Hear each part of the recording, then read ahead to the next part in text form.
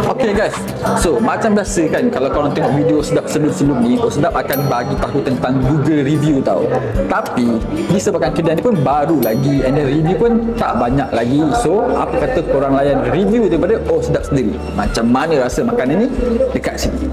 Okay guys, jom let's go.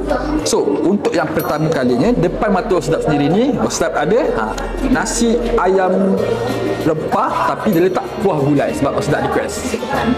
So jom kita try. Bismillah.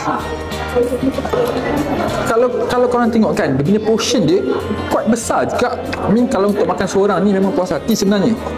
Jom kita try rasa dulu ya. Bismillahirrahmanirrahim.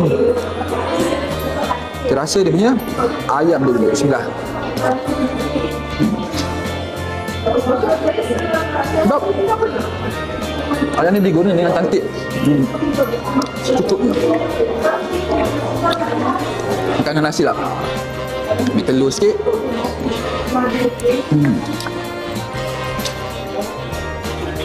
Bismillah.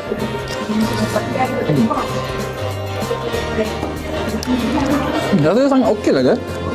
Dengan harga RM4.95 korang akan dapat macam ni. Bagi Sedap, benda ni memang sangat-sangat bagus lah, sangat-sangat menarik. Sebab harga dia pun just nice. Korang dapat rasa semua dia punya rempah.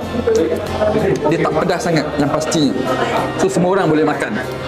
Percayalah, Sedap rasa kedai ni tak lama lagi akan jadi tumpuan untuk student-student ataupun orang-orang yang cuba-cuba untuk berjimat ataupun mula-mula nak simpan duit. Sebab boleh makan guys, memang sedap. Bismillah.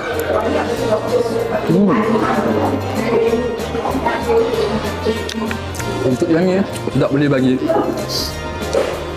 7.5/10.